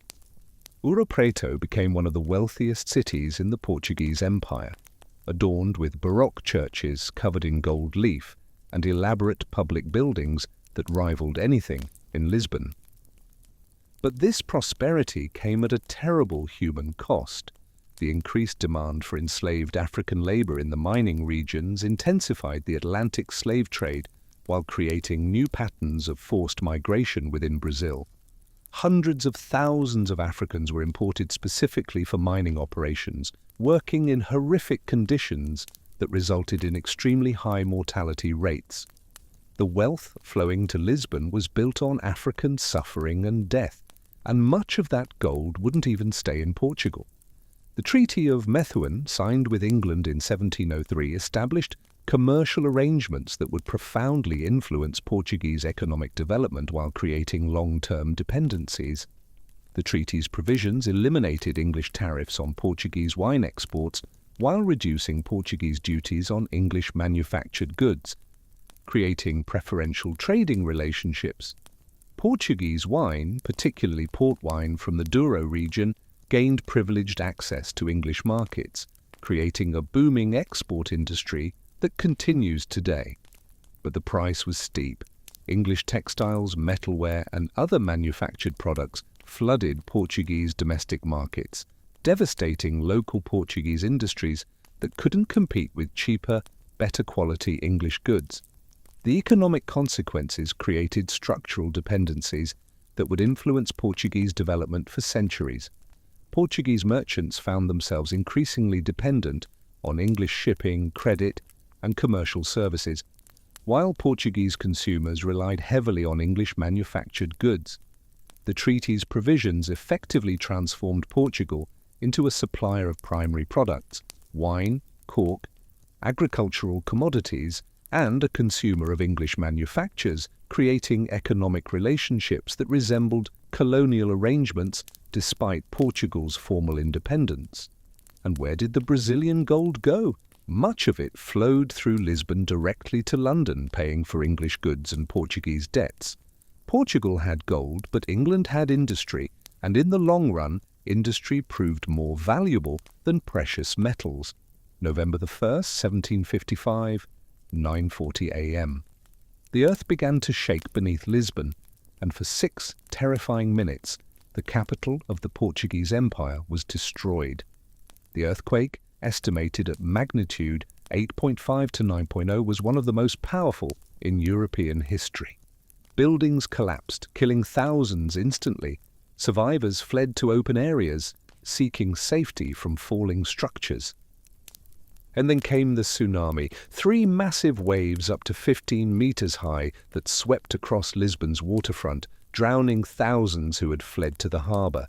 And finally, the fires, sparked by cooking fires and candles in the wreckage, that burned for 5 days, consuming what the earthquake and tsunami had spared. When the catastrophe ended, approximately 85% of Lisbon's buildings were destroyed, and an estimated 15,000 to 40,000 people were dead. The Portuguese Empire's capital lay in ruins. Sebastião José de Carvalho e Melo, later ennobled as the Marquis of Pombal, emerged from the disaster's immediate aftermath as the dominant figure in Portuguese politics. His famous response to King José's question about what should be done, bury the dead and feed the living, exemplified the pragmatic approach that would characterize his subsequent reforms. Pombal seized this catastrophe as an opportunity for comprehensive reform that would fundamentally reshape Portuguese administration, society, and colonial policy. The physical reconstruction of Lisbon provided a laboratory for testing Enlightenment principles of rational urban planning. The new city that emerged featured geometric street patterns, standardized building heights, and integrated infrastructure systems. Portuguese engineers developed innovative construction techniques specifically designed to withstand seismic activity, flexible wooden frameworks embedded within masonry walls that could absorb earthquake energy without catastrophic failure. The Baixa district, reconstructed according to these principles, became one of Europe's most modern urban environments, but Pombal's ambitions extended far beyond architecture. He was about to transform Portugal itself. Pombal's reforms extended throughout Portuguese territories, creating more centralized and efficient governmental systems that enhanced royal authority while reducing the power of traditional elites. He established new governmental departments with clearly defined responsibilities, standardized administrative procedures, and professional bureaucrats selected on merit rather than noble birth. The creation of the Royal Treasury in 1761 centralized financial administration while implementing double-entry bookkeeping systems that provided unprecedented accuracy in tracking governmental revenues and expenditures.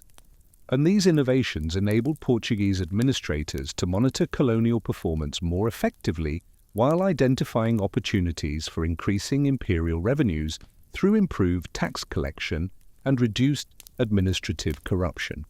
The educational reforms represented systematic attempts to modernize Portuguese intellectual life while creating institutions capable of training competent administrators.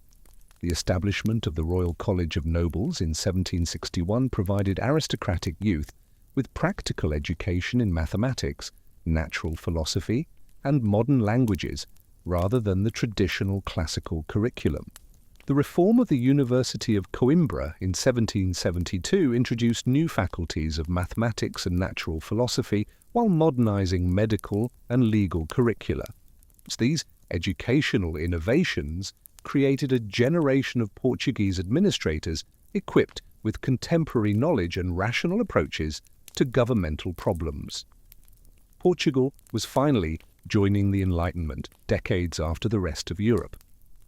The expulsion of the Jesuit order from Portuguese territories in 1759 eliminated one of the most influential institutions in Portuguese colonial society, while creating administrative challenges that required fundamental reorganization. The Jesuits had accumulated enormous wealth through their educational institutions, missionary activities, and commercial operations, particularly in Brazil, where they controlled extensive agricultural estates. Their expulsion enabled the Portuguese crown to confiscate properties valued at over 2 million cruzados, while eliminating a potential source of opposition to royal centralization efforts. But it also disrupted educational systems and missionary activities that had provided crucial services in colonial territories, creating gaps that would take years to fill. The abolition of slavery in mainland Portugal and the Azores in 1761 reflected Enlightenment humanitarian principles while serving practical political objectives. Pombal's decree eliminated the legal basis for slavery within metropolitan Portuguese territories while maintaining the institution throughout Portuguese colonies where enslaved labor remained economically essential. The reform affected approximately 12,000 enslaved individuals living in Portugal proper, most of whom worked as domestic servants in noble households or as laborers in urban occupations. The gradual emancipation process included provisions for former slaves to receive basic education and vocational training. It was progressive for its time, yet deeply hypocritical. Portugal would continue profiting from slavery in its colonies for another century. The gap between Enlightenment ideals and colonial reality was vast, but Portugal's comfortable existence was about to be shattered. Napoleon was coming, and when French armies marched toward Lisbon in 1807, the Portuguese royal family would make a decision unprecedented in European history. They would run, not to another European capital, but across the Atlantic Ocean to Brazil. The empire was about to turn inside out. November 29, 1807. Lisbon's harbour witnessed one of history's most extraordinary evacuations as the Portuguese royal family, governmental officials, and substantial portions of the royal treasury boarded ships for Brazil. Prince Regent João, acting for his mentally incapacitated mother, Queen Maria I, had made an unprecedented decision. Rather than face French occupation, the entire Portuguese court would relocate to Brazil. It was either brilliant or desperate, probably both. Napoleon's continental system, designed to exclude British commerce from European markets, had placed Portugal in an impossible position between French demands for compliance and British threats of retaliation. The solution was radical. If Portugal couldn't survive in Europe, it would govern from America. The convoy that departed Lisbon comprised 36 vessels carrying approximately 15,000 passengers, members of the royal family, government ministers, military officers, court officials, and their families. British Admiral Sidney Smith coordinated the naval escort that protected Portuguese vessels during their Atlantic crossing, demonstrating once again the crucial importance of the Anglo-Portuguese alliance. The successful completion of this unprecedented evacuation preserved Portuguese governmental continuity while establishing the foundation for continued resistance to French occupation. As French troops entered Lisbon, they found an empty palace and a kingdom whose government had fled across the ocean. Napoleon had conquered Portugal, but he hadn't captured its monarchy. The arrival of the Portuguese court in Salvador on January 22, 1808, followed by transfer to Rio de Janeiro in March, fundamentally altered the relationship between Portugal and Brazil. For the first time in history, a European monarchy was governing from an American capital. The establishment of Rio de Janeiro as the effective capital of the Portuguese Empire reversed traditional colonial relationships that had subordinated American territories to European priorities. Brazilian ports, previously restricted to Portuguese shipping, were opened to international commerce through agreements with Britain that provided Portuguese authorities with crucial financial resources, while stimulating Brazilian economic development through increased foreign investment and trade. The administrative innovations implemented in Brazil during the court's residence included the creation of new governmental institutions, the Supreme Military Council, the Board of Conscience and Orders, and various specialized tribunals, creating comprehensive governmental apparatus capable of administering global imperial affairs from an American base. The royal press, established in Rio de Janeiro in 1808, enabled Portuguese authorities to publish official documents, newspapers, and books, while facilitating communication between different parts of the empire. The Bank of Brazil, established in 1808, provided institutional mechanisms for managing imperial finances. Rio was transforming from a colonial capital into the center of a global empire. Portuguese nobles who had viewed Brazil as an uncivilized backwater suddenly found themselves living there, and many discovered they preferred Brazil's opportunities to Portugal's restrictions. The seeds of Brazilian independence were being planted even as the court settled in. And back in Portugal, resistance to French occupation was about to erupt in a popular uprising that would lead to war, constitutional revolution, and ultimately the loss of Brazil itself. Everything was about to change again. The Peninsular War that developed from Portuguese resistance to French occupation involved complex military operations coordinated with British forces. The Duke of Wellington's campaigns provided Portuguese forces with professional military leadership, modern equipment, and tactical training that enhanced their effectiveness against French armies. The integration of Portuguese regular troops with British forces and Spanish guerrilla units created coalition warfare capabilities that ultimately proved decisive in expelling French forces from Portuguese territory. By 1814, the French were gone, Napoleon was defeated, and Portugal was free. But the royal family wasn't returning to Lisbon. King João VI, now ruling in his own right after his mother's death, had grown comfortable in Brazil. The elevation of Brazil to the status of kingdom in 1815, creating the United Kingdom of Portugal, Brazil, and the Algarves, represented formal recognition of the fundamental changes in imperial relationships. This constitutional innovation acknowledged Brazil's enhanced political status while maintaining Portuguese royal authority over both European and American territories. But back in Portugal, people were growing restless. The constitutional revolution that erupted in Porto on August 24, 1820, reflected accumulated tensions between traditional Portuguese political structures and liberal political theories. The revolutionary movement demanded King João's return from Brazil, the establishment of a constitutional monarchy, and the restoration of Portugal's political primacy within the imperial system. The Constituent Cortes that convened in Lisbon beginning in January 1821 included representatives from throughout the Portuguese Empire, creating unprecedented opportunities for colonial participation in imperial governance. The liberal constitution approved by the Cortes in 1822 established representative governmental institutions while attempting to maintain imperial unity. But the constitutional provisions that required Prince Pedro's return from Brazil and the subordination of Brazilian governmental institutions to Portuguese parliamentary authority created conflicts that would result in Brazilian independence.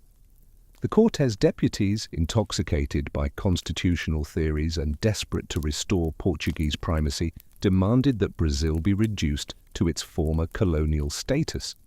They ordered the closure of Brazilian governmental departments, the reduction of military forces, and the restoration of commercial restrictions. These demands ignored reality. Brazil had developed autonomous capabilities that couldn't be simply abolished through parliamentary decree. Prince Pedro faced an impossible choice: return to Portugal and abandon Brazil, or stay in Brazil and defy his father. The pressure from Brazilian elites was intense. They had tasted self-governance and had no intention of returning to colonial subordination. On January 9, 1822, Prince Pedro made his decision. When pressured to return to Portugal, he declared, "Fico, I'm staying." It was the beginning of the end. Portuguese troops in Brazil attempted to enforce the Cortes' orders, leading to armed clashes with Brazilian forces. Tensions escalated throughout 1822 as the situation spiraled toward inevitable rupture. And then came September 7, 1822, beside the Ipiranga River in São Paulo, where Prince Pedro would make the declaration that would transform Portuguese imperial history forever. The loss of Brazil would strip Portugal of its wealthiest possession and force a fundamental reconfiguration of Portuguese colonial strategy. The Golden Age was ending. What came next would be grim. September 7, 1822. Prince Pedro stood beside the Ipiranga River after receiving letters from Lisbon demanding his immediate return and the dissolution of Brazil's autonomous government. His response would echo through history: independence or death. The declaration of Brazilian independence marked the catastrophic collapse of Portugal's most valuable colonial possession and the economic foundation upon which the empire had rested for over 3 centuries. The loss of Brazil would strip Portugal of approximately 75% of its imperial revenues, forcing a fundamental reconfiguration of Portuguese colonial strategy while exposing profound economic weaknesses that Brazilian wealth had masked for generations. The Portuguese military response proved woefully inadequate. Portuguese forces in Brazil, numbering fewer than 15,000 men scattered across garrison towns, faced impossible odds against Brazilian forces that could mobilize colonial militia, former Portuguese soldiers who had transferred their allegiance, and irregular units recruited from diverse social groups. The siege of Salvador between February and July 1823 demonstrated Portuguese determination but ultimate futility. By July 2, 1823, Portuguese forces evacuated, marking the effective end of Portuguese resistance to Brazilian independence. The fleet departing Salvador carried soldiers, civilian officials, and Portuguese colonists who chose to maintain their European allegiance, the final abandonment of Portuguese hopes for reconquering their most valuable American territory. The economic consequences created immediate financial crisis. Brazilian gold, which had provided the foundation for Portuguese prosperity during the previous century, disappeared overnight from Portuguese treasury accounts. Brazilian customs revenues, commercial taxes, and tribute payments ceased entirely. Portuguese merchants who had built their commercial networks around Brazilian trade found themselves excluded from markets they had dominated for centuries, facing competition from British, French, and other foreign traders who gained privileged access through independence treaties. Portugal was suddenly poor, diminished, and searching desperately for new sources of revenue to replace what had been lost. The Portuguese response involved fundamental reorientation of imperial strategy toward African territories that had previously served primarily as sources of enslaved labor for Brazilian plantations.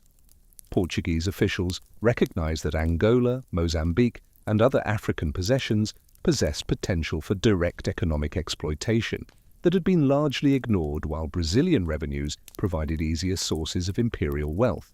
The transition from coastal trading operations to territorial occupation and direct resource extraction required new administrative approaches, military strategies, and commercial arrangements that would transform the character of Portuguese imperialism.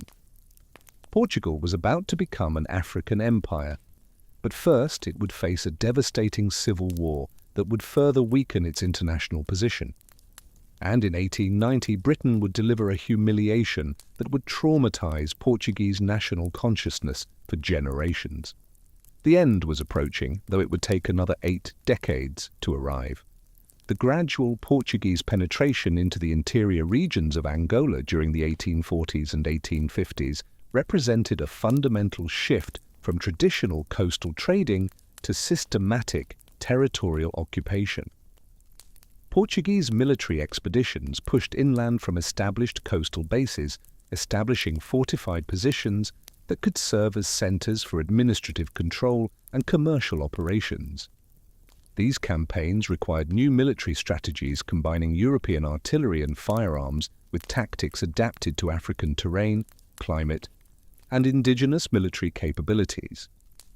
The conquest of African territories proved expensive, deadly, and controversial, but Portuguese authorities believed they had no choice. Without African resources, Portugal would become an insignificant European backwater. The Berlin Conference of 1884-85 established international frameworks for European colonization of Africa while creating new pressures for Portugal. The conference's principle of effective occupation required colonial powers to establish administrative control, maintain military presence, and develop economic activities in claimed territories rather than simply asserting historical claims. Portuguese officials recognized that compliance would necessitate substantial investments that would strain Portuguese resources while competing with wealthier European powers. Portugal would need to prove it actually controlled the vast African territories it claimed, or risk losing them to British, German, or French expansion. The Portuguese Pink Map project, proposed in the 1880s, represented Portugal's grandest African ambition, a transcontinental colony connecting Angola on the Atlantic coast with Mozambique on the Indian Ocean, creating a continuous band of Portuguese territory stretching across southern Africa. Portuguese explorers like Serpa Pinto, Capello, and Ivens conducted systematic geographical surveys while establishing Portuguese administrative posts and commercial centers.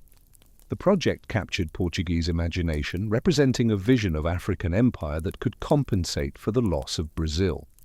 But Britain had different ideas. British interests in southern Africa, particularly Cecil Rhodes's ambitions for a Cape to Cairo railway, conflicted directly with Portuguese transcontinental plans. January 11, 1890. The British ultimatum struck like a physical blow.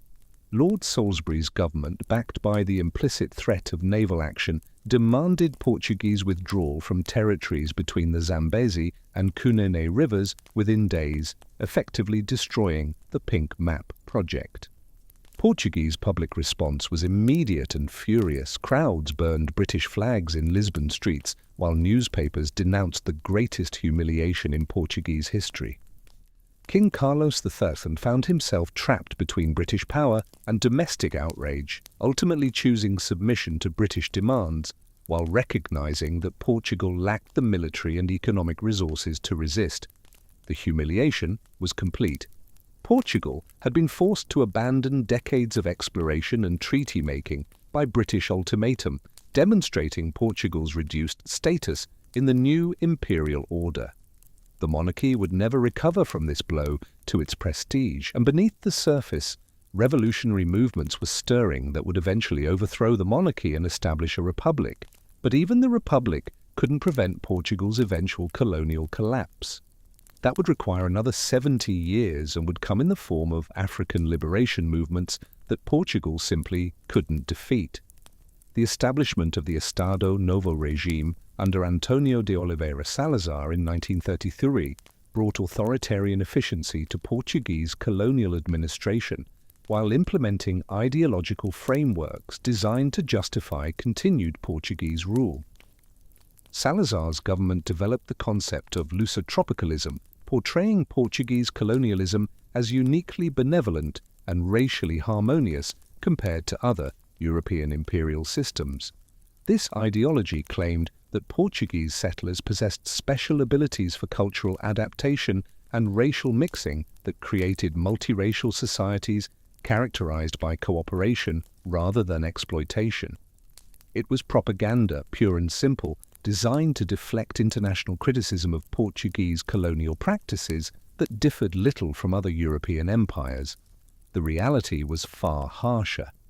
The indignato system classified the majority of African populations as indigenous peoples subject to special legal restrictions, mandatory labor obligations, movement controls, and exclusion from Portuguese citizenship rights. Indigenous Africans were required to carry identification passes, work for Portuguese employers when demanded by colonial authorities, and pay taxes in cash or labor that forced them into colonial economic systems.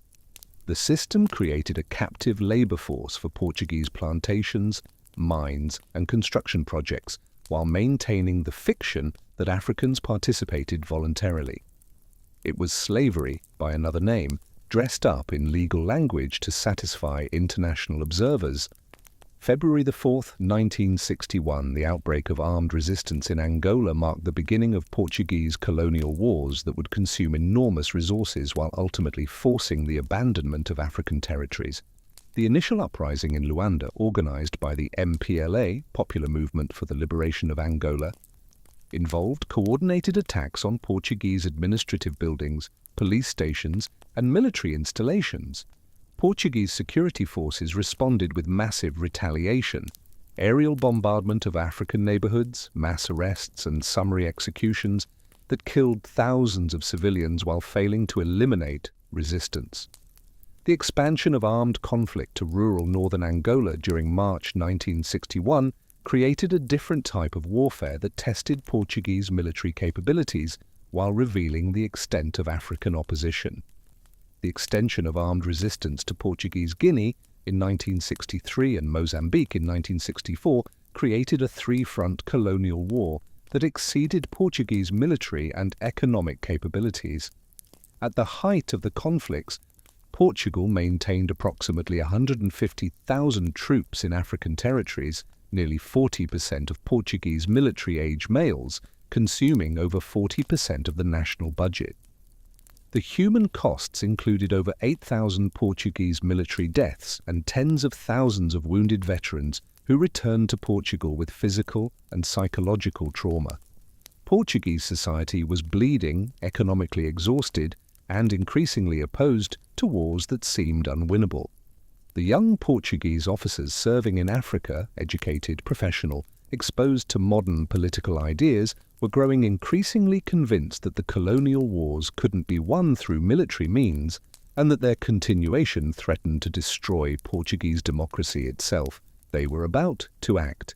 April 25, 1974 would bring revolution, and with it the sudden, chaotic end of the Portuguese Empire.